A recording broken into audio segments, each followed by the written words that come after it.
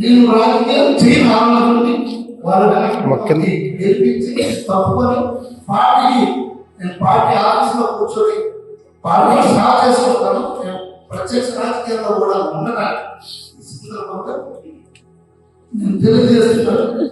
నా మీద ఎన్ని నిందలు వేసినా, నా మీద ఎవరు ఎన్ని నిందలు వేసినా నేను ఒప్పుకునే ప్రసక్తి లేదు. నేను ఎటువంటి ద్రోహం చేయలేదు, నిన్ను కూడా పడలేదు.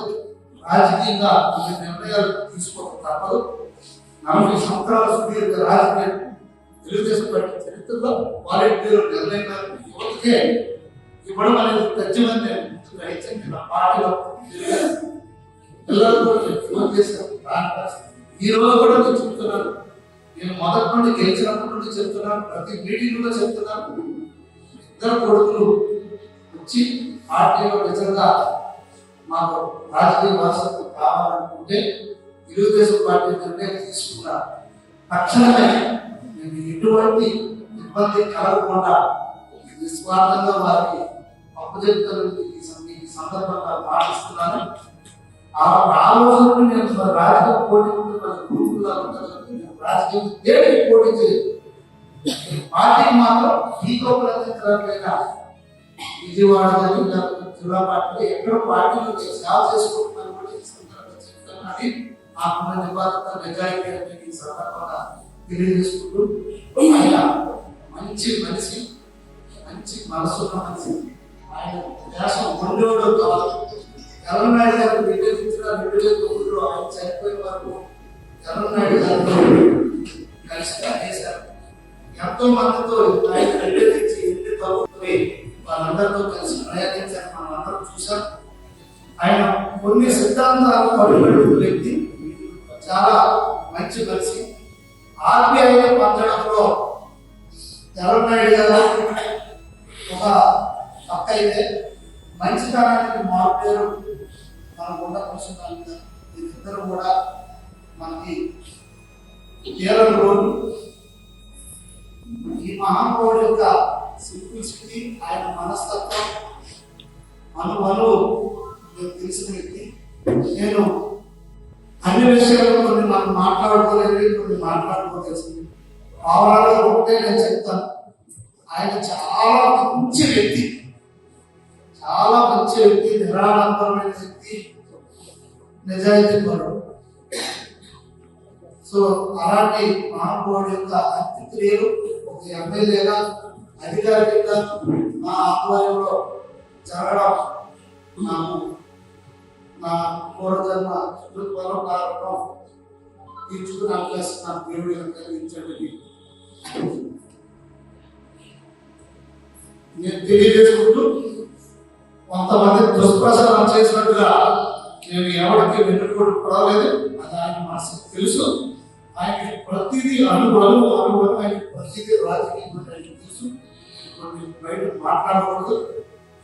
నేను మళ్ళీ చెప్తున్నాను, మీరు సరదాగా అన్నారు, నేను సీరియస్ గా చెప్తున్నాను.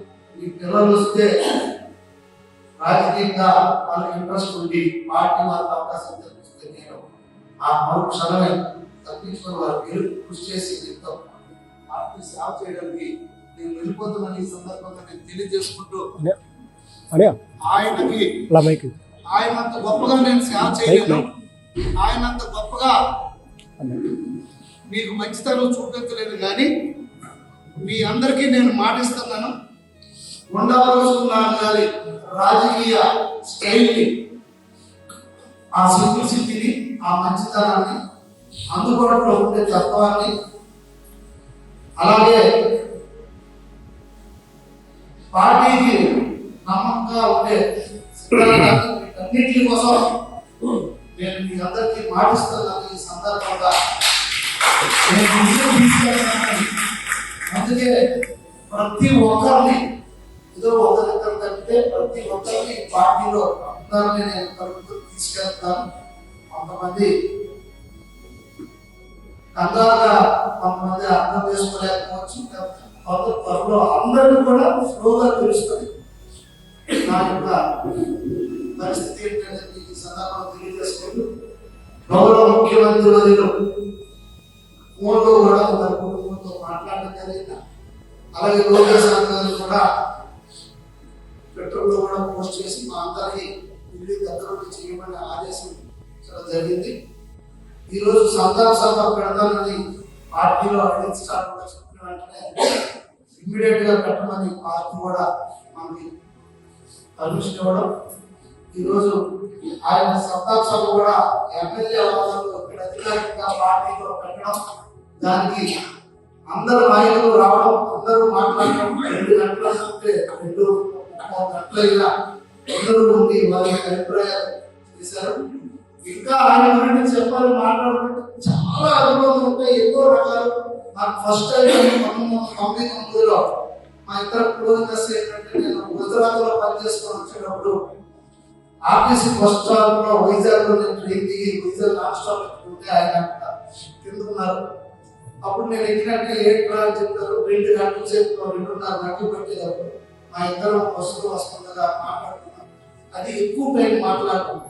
చిన్నప్పటి నుండి ఆయన మనకు తెలుసు, ఆయన ఎలక్షన్స్ లో పాల్గొనడం అంతేగాని అంత క్లోజ్నెస్ తెలుసు. చిన్నప్పటి నాకు ఉద్యోగం చేసుకొని బయట వచ్చేటప్పుడు ఆ 2.5 గంటలు మా ఇద్దరు బాండింగ్ పెరిగింది. అప్పటి నుండి ఎన్నో రకాల చూసాం, అన్ని రకాలుగా చేసుకున్నాం. ఈ రోజు నా పరిపాలన ఎలా చేస్తున్నానంటే ఆయన ఇంపాక్ట్ ఎంతో ఉంది. ఒక పక్క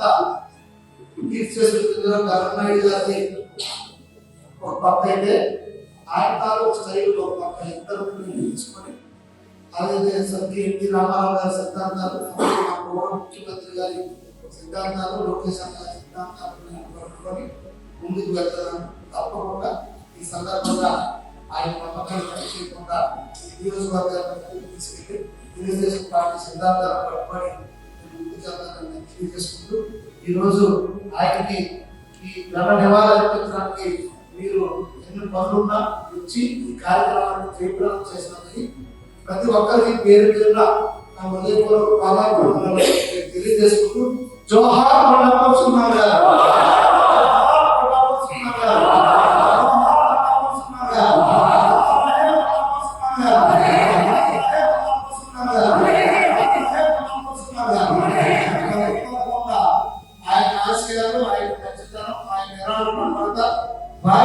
కూడా తెలిసే విధంగా ఆయన శ్రీకాకుళంలో 2 మంత్రులు, కేంద్ర మంత్రులు, రాష్ట్ర మంత్రి గారు కార్యక్రమాలను చర్చించి మంచి ప్లేస్ లో బ్రహ్మాండంగా జరిగినట్టు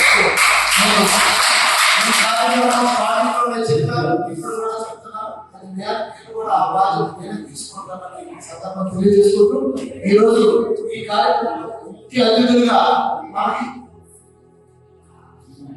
ముఖ్యంగా జిల్లా తెలుగుదేశం పార్టీ అధ్యక్షులుగా బాధ్యతలు చేసినటువంటి అమ్మ మద్దతు కార్యక్రమానికి రావడం సందర్భంగా దురదృష్టం అదృష్టంగా నేను భావిస్తూ, ఈ కార్యక్రమంలో ముఖ్య అతిథులు చేసినటువంటి జిల్లా తెలుగుదేశం పార్టీ అధ్యక్షులు